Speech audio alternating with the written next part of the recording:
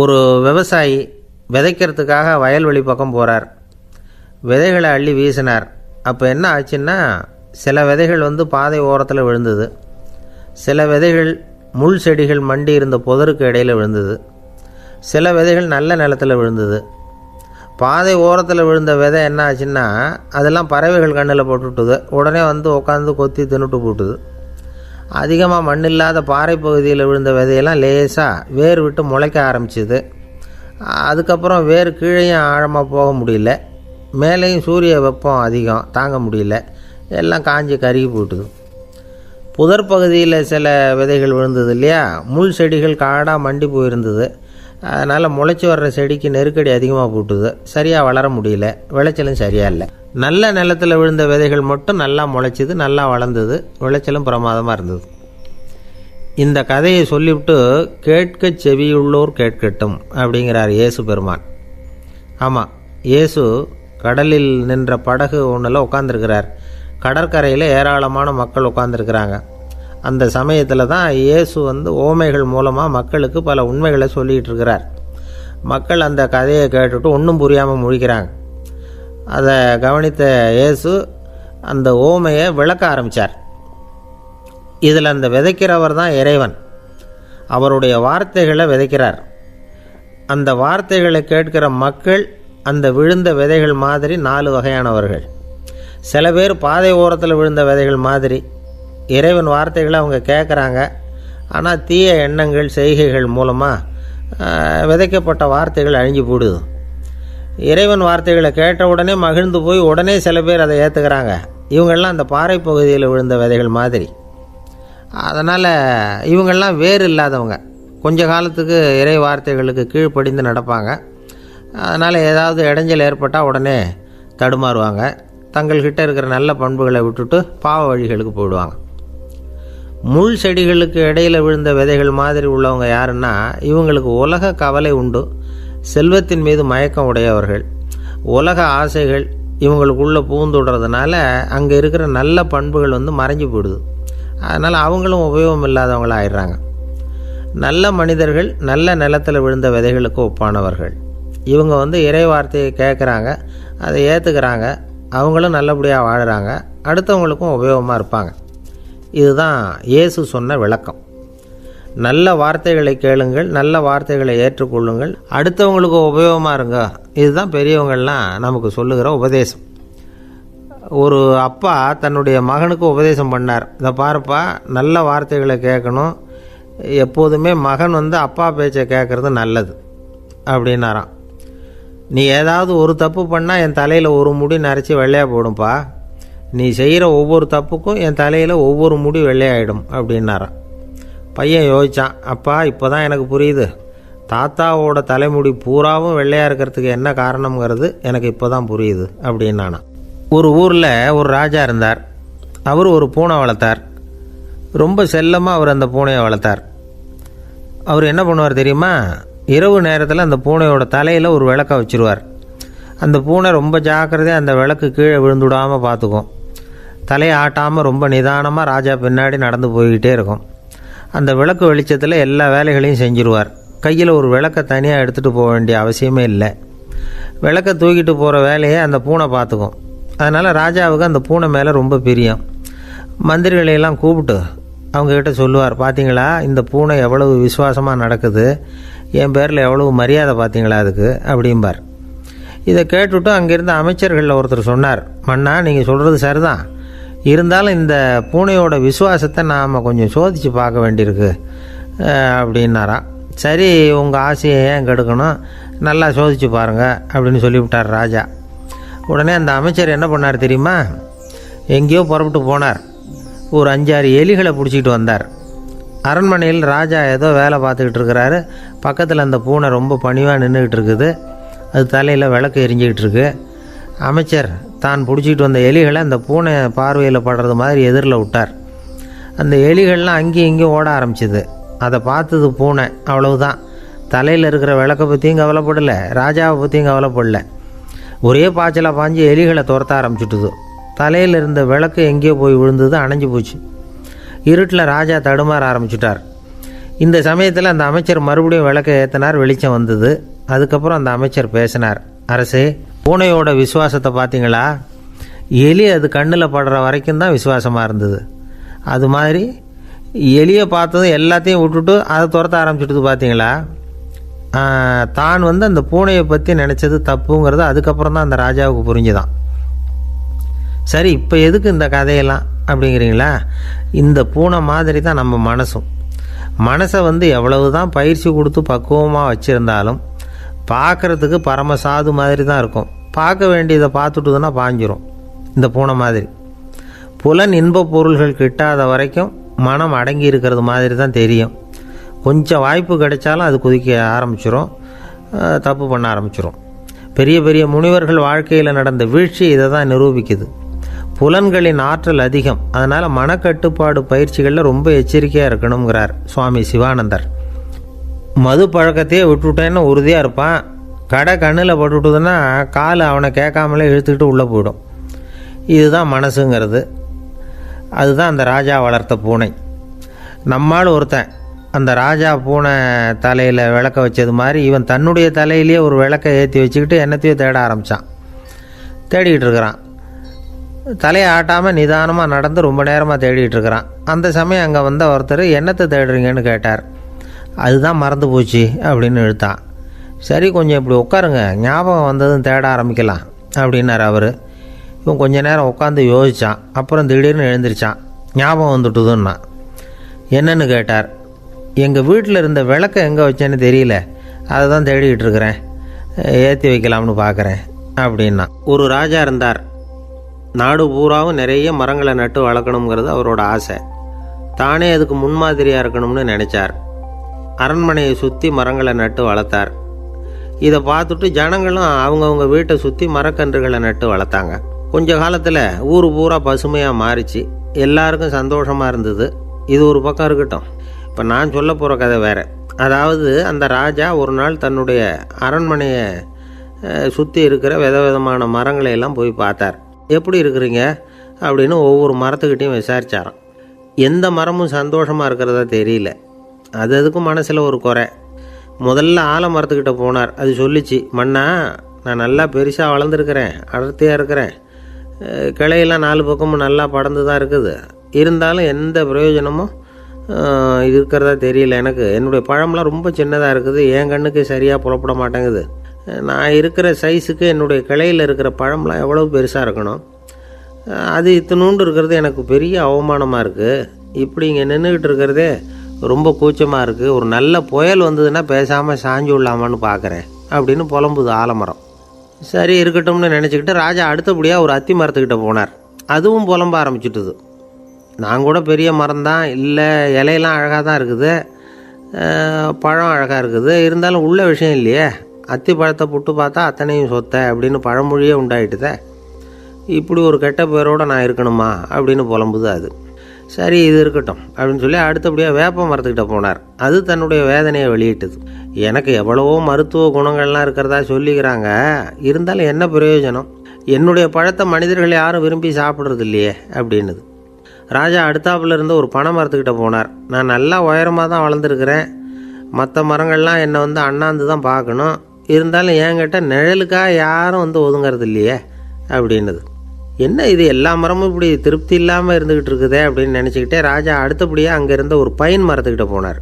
அழகாக உயரமாக பசுமையாக தான் இருந்தது, ஆனால் பழமோ பூவோ கிடையாது. அதை நினச்சி அது வருத்தப்பட்டுக்கிட்டு இருக்குது. ஓக் மரம் அது ஒன்று நின்றுட்டு இருந்தது. அது என்ன சொல்லிச்சுன்னா, இலையுதிர் காலத்தில் என் மேலே இருக்கிற எல்லா இலைகளும் உதிர்ந்து போடுது, முடி கொட்டின மனிதர்கள் மாதிரி மொட்டையாக நான் நிற்க வேண்டியிருக்குது, என்ன வாழ்க்கை இது அப்படின்னு சொல்லி அழுத்துக்கிட்டது.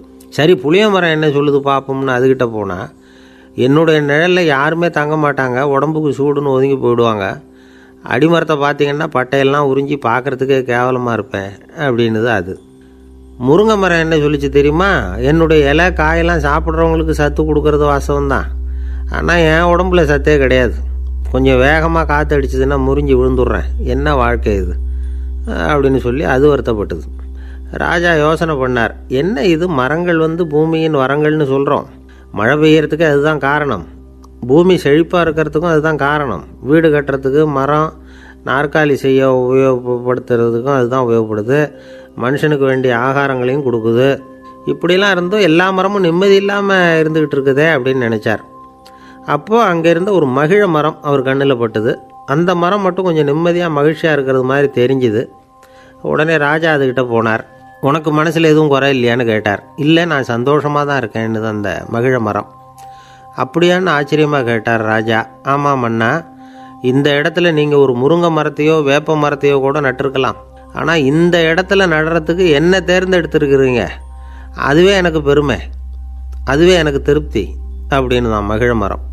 மகிழ மரம் சாதாரணமாக தான் இருக்கும். இளம் மஞ்சள் நிறத்தில் பூக்கள், அது காய்ந்தும் மனம் வீசும். மகிழ மரம் மாதிரி மன திருப்தியோடு வாழறதுக்கு நாம் கற்றுக்கணுமா. நாம் இந்த உலகத்தில் ஒரு நாயாவோ நரியாவோ கூட பிறந்திருக்கலாம். மனுஷனாக பிறந்திருக்கிறோம், அதுவே பெருமை தானே. இந்த நிறைவு தான் மகிழ்ச்சியின் ரகசியம்.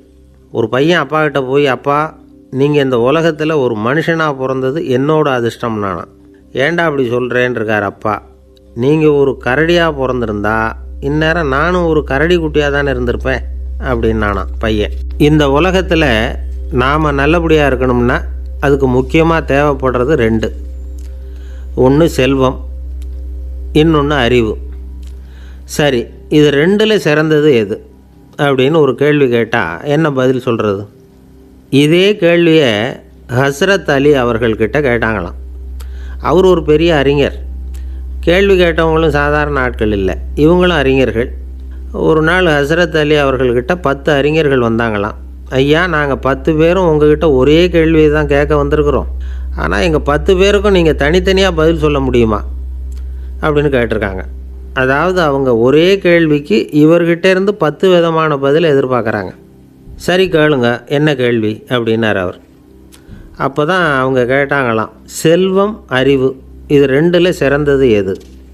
இதுதான் கேள்வி. ஹஸ்ரத் அலி என்ன பண்ணார் தெரியுமா? அவங்கள ஒவ்வொருத்தராக கூப்பிட்டார்.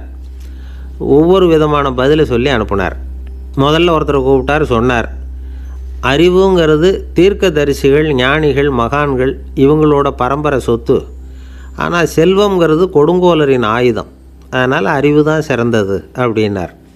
2வது ஆளை கூப்பிட்டார். உங்ககிட்ட செல்வம் இருந்தால் நீங்கள் தான் அதை காப்பாற்றணும். ஆனால் அறிவு உங்களை எப்பவும் காப்பாற்றும். ஆகவே அறிவு தான் சிறந்தது அப்படின்னார். 3வது ஆளை கூப்பிட்டார். செல்வந்தனுக்கு எப்போதும் விரோதிகள் அதிகம், ஆனால் அறிஞனுக்கு நண்பர்கள் அதிகம். அதனால் அறிவு தான் சிறந்ததுன்னார். அடுத்தவரை கூப்பிட்டார். செல்வம் அடுத்தவங்களுக்கு கொடுக்க கொடுக்க குறையும், ஆனால் கல்விங்கிறது அதிகரிச்சுக்கிட்டே வரும், கொடுக்கறதுனால குறையாது. அதனால் அறிவு தான் சிறந்ததுன்னார். இன்னொருத்தரை கூப்பிட்டார். அறிவுள்ளவன் எப்பவும் அதை அடுத்தவங்களுக்கு வாரி வழங்கிக்கிட்டே இருப்பான். அதனால் அவங்ககிட்ட தாராளத்தன்மை இருக்கும். ஆனால் செல்வந்தன்கிட்ட கஞ்சத்தனம் தான் இருக்கும். அதனால் அறிவு தான் சிறந்ததுன்னார். 6வது நபரை கூப்பிட்டார். செல்வத்தை கள்வர்கள் திருடிட்டு போக முடியும், ஆனால் அறிவை அப்படி திருடிட்டு போக முடியாது அப்படின்னார். 7வது நபரை கூப்பிட்டார். செல்வம் கால ஓட்டத்தில் அழிஞ்சிரும், ஆனால் அறிவை கால ஓட்டம் ஒன்றும் பண்ண முடியாது. ஆகவே அறிவே சிறந்ததுன்னார்.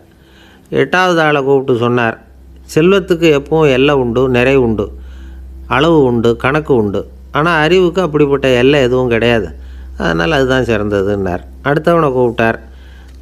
செல்வம் உள்ளத்தில் உள்ள ஒளியை போக்கிவிடும், இருட்டை உண்டாக்கிவிடும், விரிந்த மனப்பான்மையை குறுகலாக்கிவிடும். ஆனால் அறிவு அப்படி இல்லை, இருண்ட உள்ளத்தில் ஒளியை பாய்ச்சி அதை விசாலப்படுத்துது.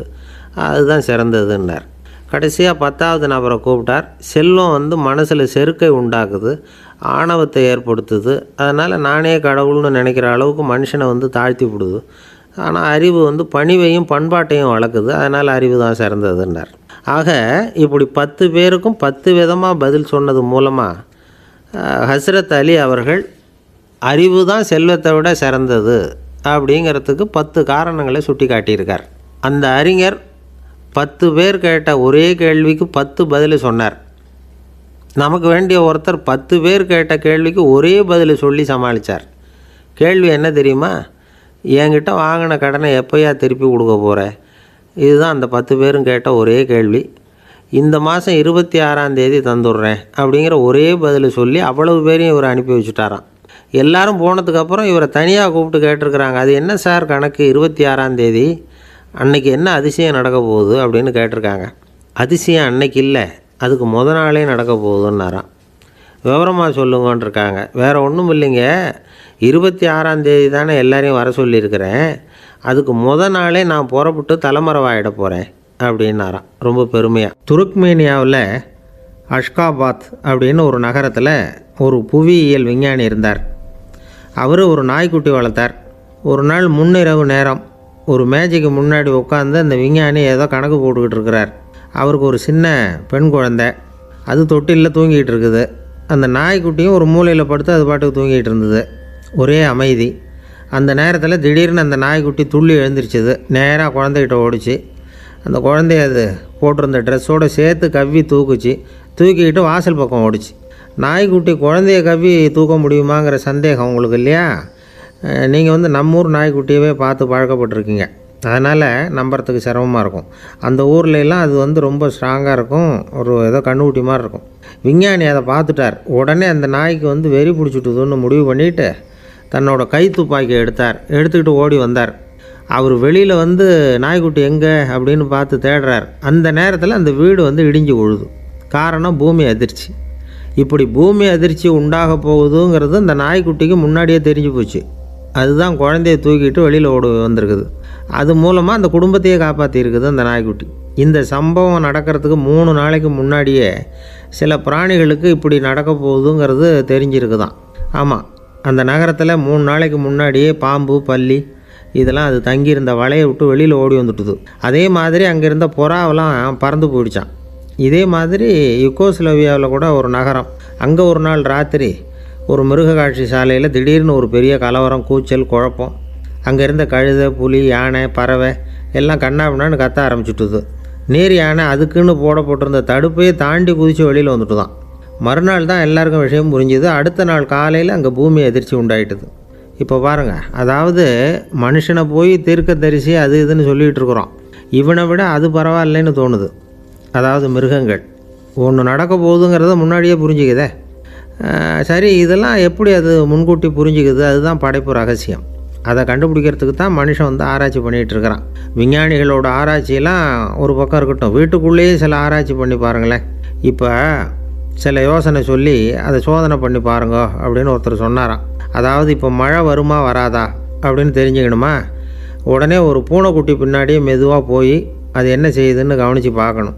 பூனைக்குட்டி தன்னோட பாதத்தினால சுகத்தில் அப்படி கீறிக்கிட்டு இருக்கும். அப்படி கீறினா கண்டிப்பாக மழை வரும்.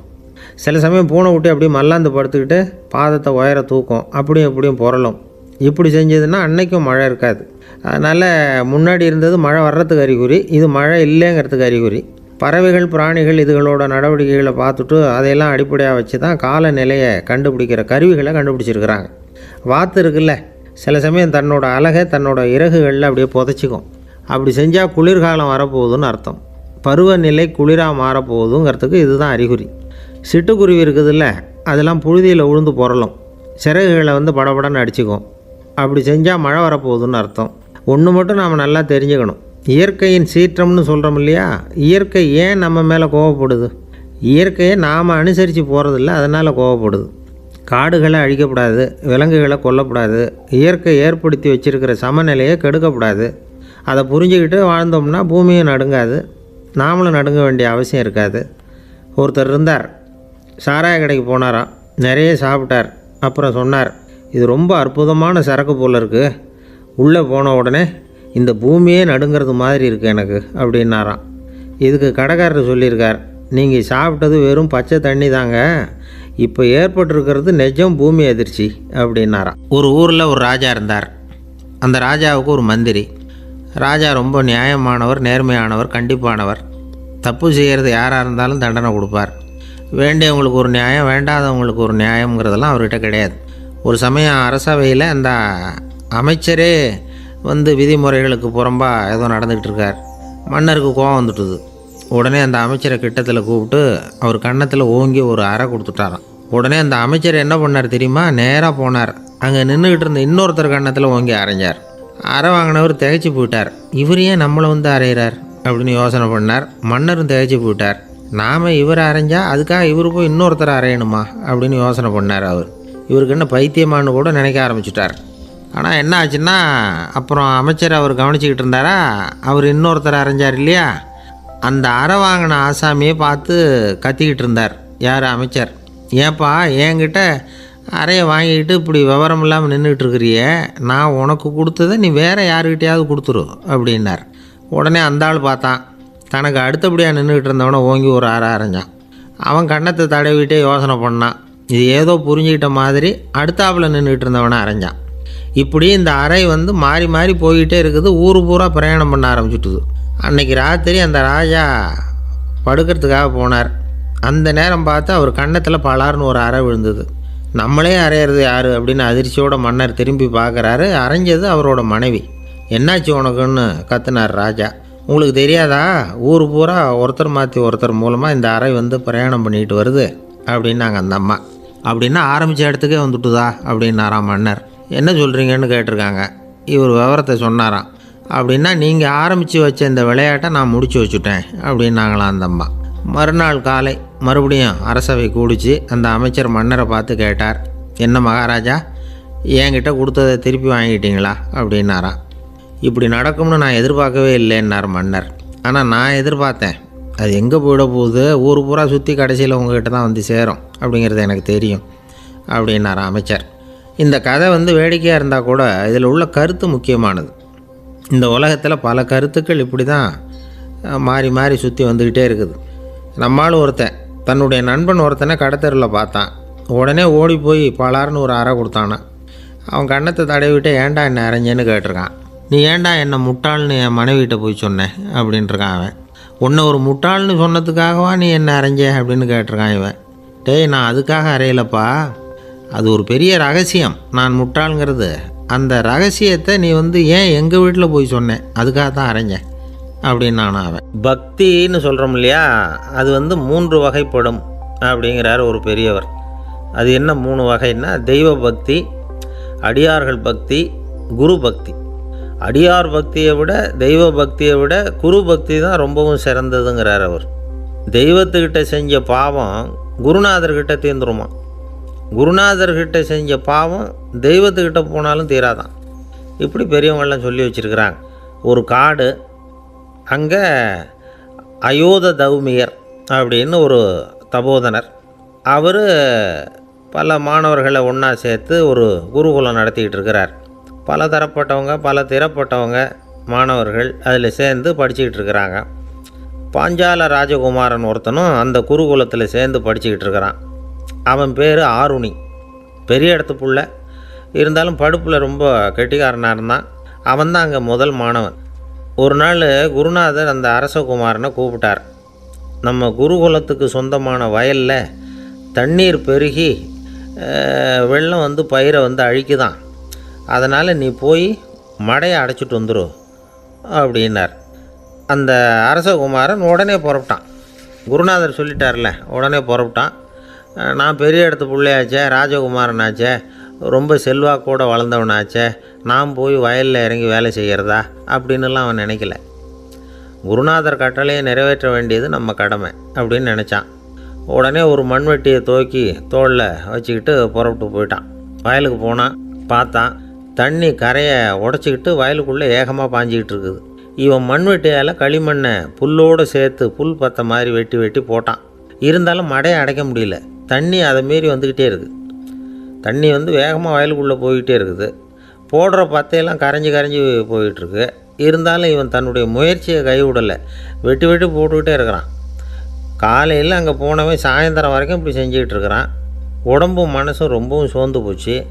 இருந்தாலும் குருநாதர் இட்ட கட்டளையை நிறைவேற்றாமல் இருக்கிறோமேங்கிற ஒரு குறை அவனுக்கு இருக்குது. குரு கட்டளையை நிறைவேற்றாத நான் இன்னமும் இருக்கணுமா அப்படின்னு யோசனை பண்ண ஆரம்பிச்சிட்டான். என்ன செய்யலாம்னு பார்த்தான். நம்ம குருநாதர் இட்ட பணிக்காக இந்த உடம்பையே தியாகம் பண்ணலாம் அப்படின்னு முடிவு பண்ணான். தண்ணி பாயுதில் அதுக்கு குறுக்க விழுந்து அப்படியே மடையை அடைச்சிக்கிட்டு அப்படியே படுத்துட்டான். இது மற்றவங்களுக்கு தெரியாது. அன்றைக்கி ராத்திரி ஒரு விளக்கு முன்னாடி உட்காந்து குருநாதர் பிள்ளைங்களுக்கு பாடம் சொல்லி கொடுத்துக்கிட்டு இருக்கிறார். முதல் வரிசையில் இருக்கக்கூடிய ராஜகுமாரனை காணலை. நம்ம ஆருணி எங்கே போனா அப்படின்னு சொல்லி மற்ற மாணவர்களை விசாரித்தார். இப்போ அவங்க சொன்னாங்க, சுவாமி அவன் காலையில் வயலுக்கு வந்து மடையை அடைக்கிறதுக்காக போனான், நீங்கள் தான் போக சொன்னீங்க, இன்னும் திரும்பி வரல அப்படின்னு அவர் பையன். குருநாதர் உடனே ஒரு தீவெட்டி எடுத்துக்கிட்டு மாணவர்களை அழைச்சிக்கிட்டு வயலுக்கு போனார். அங்கே போய் பார்த்தா ஆளை காணும். ஆருணின்னு சொல்லி சத்தம் போட்டு கூப்பிட்டு பார்க்குறார். நான் இங்கே இருக்கேன் குருநாதா அப்படின்னு காலுக்கு அடியிலேருந்து ஒரு சத்தம் வருது. குனிஞ்சு பார்த்தா அவன் மடையில் படுத்துருக்குறான். என்னப்பா இதுன்னார். காலையிலேருந்து இந்த மடையை அடைச்சி பார்த்தேன் சுவாமி, முடியல, அதனால் இப்படி குறுக்க படுத்துட்டேன், என்னை தாண்டறதுக்கு பயந்து போய் தண்ணியே தேங்கி நின்றுட்டுது அப்படின்னா. அவனுடைய குரு பக்தியையும் அவனை தாண்டறதுக்கு அஞ்சு நிற்கிற தண்ணி தேக்கத்தையும் பார்த்துட்டு எல்லாரும் ரொம்ப ஆச்சரியப்பட்டு போயிட்டாங்களாம். ஆருணி எழுந்திரிச்சு வா அப்படின்னு கூப்பிட்டாரான் குருநாதர். அவன் தண்ணீரை பொழந்துக்கிட்டு எழுந்திரிச்சு வந்தானான். அதனால் அவனுக்கு வந்து உத்தாலகன் அப்படின்னு ஒரு பேர். உத்தாலகன்னா தண்ணீரை பிளந்தவன் அர்த்தம். அந்த உத்தாலகன் மாதிரி இந்த காலத்து மாணவர்களுக்கும் குரு பக்தி வேணும் அப்படின்னு சொன்னோம் ஒரு பள்ளிக்கூடத்தில். உடனே நிறைய மாணவர்கள் எழுந்திரிச்சு நின்னாங்க. சார், நீங்கள் எங்களை வந்து இன்னமும் சரியாக புரிஞ்சுக்கலன்னு நினைக்கிறோம். அன்னைக்காவது ஒருத்தன் அப்படி இருந்தான், இன்றைக்கி ஏகப்பட்ட உத்தாலகர்கள் இருக்கிறோம். எங்கள் வாத்தியார் கட்டளை இட்டால் இப்போவே அது மாதிரி வயலுக்கு போய் மடையில் குறுக்கப்படுத்துக்கிறதுக்கு இந்த வகுப்பில் உள்ள அத்தனை பேரும் தயாராக இருக்கிறோம் அப்படின்னாங்க. அப்படியா அப்படின்னு சொல்லி கேட்டோம் ரொம்ப சந்தோஷமாக. ஒருத்தன் ரொம்ப அடக்கமாக எழுந்திரிச்சான். அப்புறம் சொன்னான், ஆமாம் சார், வகுப்பில் வந்து இவர் நடத்துகிற பாடத்தை கேட்டுக்கிட்டு இருக்கிறத விட பேசாமல் போய் மடையில் படுத்துடுறது ஒன்றும் கஷ்டமான காரியமாக இருக்காது, அதனால தான் எல்லோரும் அங்கே போகிறேன்னு சொல்கிறோம் அப்படிங்கிறான். ஒரு இலக்கிய கூட்டம் ஏற்பாடு பண்ணியிருக்கிறோம், நீங்கள் அவசியம் வந்து அதில் பேசணும் அப்படின்னு கேட்டுக்கிட்டார் ஒருத்தர். வேணாங்க, 4 பேருக்கு முன்னாடி வந்து நிற்கிறதுனா எனக்கு ரொம்ப கூச்சமாக இருக்கும் அப்படின்னாரு இவர். ஏன் சார் இன்னமும் குழந்த மாதிரி கூச்சப்படுறீங்களே அப்படின்னார் அவர். அவரை ஒரு மாதிரியாக சமாளித்து அனுப்பி வச்சுட்டு அதுக்கப்புறம் அதை பற்றி இவர் யோசித்து பார்த்துருக்கார். சில நிபுணர்கள் எழுதியிருக்கிறத படித்தும் பார்த்துருக்கிறார். மனோதத்துவ நிபுணர்கள் என்ன சொல்கிறாங்க தெரியுமா? 10லேருந்து 20% குழந்தைகள் பிறக்கிறப்பவே கூச்ச சுபாவம் கொண்டதாக தான் இருக்குதான். ஒரு தாத்தா தன்னோட பேர பிள்ளைய ஆசையாக கூப்பிடுறார் விளையாட்டு காட்ட, அதை அழுதுகிட்டு ஓடி போகுது. ஒரு அம்மா தன்னோட பிள்ளைய பள்ளிக்கூடத்தில் சேர்க்கறதுக்காக கூப்பிட்டுக்கிட்டு போகிறாங்க. அந்த புள்ள அம்மாவோட முந்தானையில் ஒளிஞ்சிக்கிட்டு வெளில வரமாட்டேங்குது. இவங்களெல்லாம் எப்படி சமாளிக்கிறது? குழந்தைகளோட கூச்ச சுபாவத்தை போக்குறது எப்படி? இதுக்கு நிபுணர்கள் சில யோசனைகளை சொல்லியிருக்கிறாங்க. மற்றவங்களுக்கு முன்னாடி என் பையனுக்கு கூச்சம் ரொம்ப அதிகம் சார், மற்றவங்க பார்த்தா ரொம்ப வெக்கப்படுறான், இப்படி சொல்கிற அப்பாக்கள் உண்டு. என் பையன் புது மனுஷாலை பார்த்தா அட்டையாக ஒட்டிக்குவான் சார் அப்படின்னு சொல்கிற அப்பாக்களும் உண்டு. இப்படிலாம் குழந்தைகளுக்கு வந்து முத்திரை குத்துறது ரொம்ப தப்பான். புதுசாக யாராவது வீட்டுக்கு வந்தால் குழந்தை தானாக தன்னோட கூச்சத்தையும் பயத்தையும் போக்கிக்கிட்டு சகஜமாக மாறி வர்றதுக்கு வாய்ப்பு கொடுக்கணுமா. ஒரு கூட்டத்துக்கோ அல்லது சொந்தக்காரங்க கல்யாணத்துக்கோ குழந்தைய அழைச்சிட்டு போகிறீங்க, அங்கே போய் கட்டாயப்படுத்தி குழந்தைய மற்றவங்க கிட்ட பேச சொல்லக்கூடாது. சில சமயம் குழந்தை தானாக தன்னுடைய கூச்ச சுபாவத்தை விட்டு பேசுகிறதுக்கு முன் வந்தால் அதை பாராட்டணும். குழந்தை கலகலப்பு இல்லாமல் மௌனமாக இருந்ததுன்னா அதையும் கண்டுக்கக்கூடாது. குழந்தை பேச ஆரம்பித்தா அதை ஆர்வத்தோடு கவனிக்க தெரியணும். கலந்து உரையாடுற பழக்கத்தை வீட்லேயே ஆரம்பிக்கலாம். கேட்டதுக்கு பதில் சொல் அப்படின்னு நீங்கள் அதிகாரம் பண்ணிகிட்டு இருக்கக்கூடாது. அது வந்து குழந்தைக்கு பேசுகிற சந்தர்ப்பத்தை குறைச்சிருமா. இப்போ நாம் அதிகாரம் பண்ணால் கேலி செய்கிற பழக்கம் குழந்தைகளை வந்து ரொம்ப பாதிச்சிருமா. பெரியவங்களானதுக்கு அப்புறமும் சில பேர் கூச்சத்தோடவும் பயத்தோடவும் இருக்கிறதுக்கு இதுதான் காரணம். சின்ன வயசில் அவங்கெல்லாம் ஏதாவது கேலிக்கு ஆளாகி இருப்பாங்க. 2வது குழந்தை மூத்த குழந்தைய வந்து கேலிக்கு ஆளாகிற சந்தர்ப்பங்களை கண்டு கேலி பண்ணினா அது இளம் நெஞ்சங்களை விட்டு நீங்கிறதே இல்லையா. எப்பவும் குழந்தையோட நடை உடை பாவனைகளை பற்றி சொல்லிக்கிட்டே இருக்கக்கூடாதான். அதுவே கூச்ச சுபாவத்தை கொண்டுகிட்டு வந்துடுமா. அப்பா எங்கேன்னு யாராவது கேட்டால் இது மாதிரி இன்ன காரியத்துக்காக வெளியில் போயிருக்கார், இத்தனை மணிக்கு திரும்பி வருவார் அப்படின்னு சொல்கிற அளவுக்கு குழந்தைகளை வந்து பழக்கப்படுத்தி வைக்கணும். ஃபோன்லேயே யாராவது விசாரித்தா கூட இது மாதிரி பதில் சொல்லு அப்படின்னு சொல்லணும். சின்ன சின்ன மீட்டிங்கில் 4 வார்த்தை பேச தயார் பண்ணலாம். ஒரு கடையிலையோ அல்லது ஹோட்டல்லையோ ஏதாவது விவரம் கேட்கணும்னா உங்கள் குழந்தைய தைரியமாக அனுப்புங்க.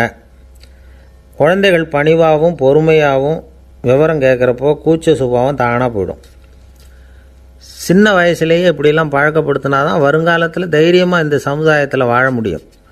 இல்லைன்னா 60 வயசுலேயும் அடுப்பங்கரையை விட்டு வெளில வர்றதுக்கு கூச்சப்பட்டுக்கிட்டு தான் இருக்க வேண்டியிருக்கும். இந்த காலத்து பிள்ளைங்க எவ்வளவோ பரவாயில்ல, எதுக்கும் தயங்குறதில்ல, கூச்சப்படுறதில்ல.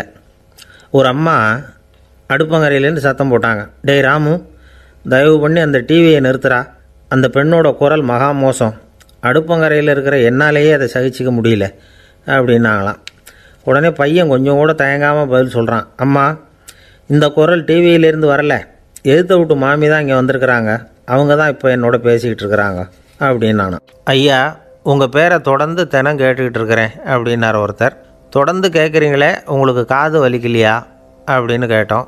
பேசுகிற உங்களுக்கே வாய் வலிக்கலை அப்படிங்கிறப்போ கேட்குற எங்களுக்கு எப்படி காது வலிக்கும் அப்படின்னார். நம்ம உடம்புல ஒரு அதிசயம் என்ன தெரியுமா? ரொம்ப நேரம் நாம் நடக்கிறோம்னு வச்சுக்கோங்க, கால் வலிக்கும். ரொம்ப நேரம் வேலை செஞ்சால் கை வலிக்கும், உடம்பு வலிக்கும். ரொம்ப நேரம் பார்த்துக்கிட்டே இருந்தால் கண்ணு வலிக்கும். ரொம்ப நேரம் பேசிக்கிட்டே இருந்தால் வாய் கூட வலிக்கும். ஆனால் ரொம்ப நேரம் கேட்டுக்கிட்டே இருக்கிறதுனால காது வலிக்கிறது இல்லை. அதனால் கேட்குறதுக்கு முக்கியத்துவம் கொடுத்தாங்க நம்ம பெரியவங்க. திருவள்ளுவர் தேவையில்லாமல் வார்த்தைகளை உபயோகப்படுத்த மாட்டார். ஒரு திருக்குறள்னு எடுத்துக்கிட்டாவே அதில் மொத்தம் 7 வார்த்தைகள், அவ்வளவுதான். அப்படி 7 வார்த்தைகள் மட்டுமே உள்ள ஒரு திருக்குறளில் வள்ளுவர் ஒரே வார்த்தையை 5 தடவை உபயோகப்படுத்தியிருக்கிறார், திரும்ப திரும்ப பயன்படுத்தியிருக்கிறார். அப்படின்னா அதை எந்த அளவுக்கு வலியுறுத்தி சொல்கிறார் அப்படிங்கிறத நாம் புரிஞ்சுக்கணும். அது என்ன குறள்? செல்வத்துள் செல்வம் செவிச்செல்வம், அச்செல்வம் செல்வத்துள் எல்லாம் தலை.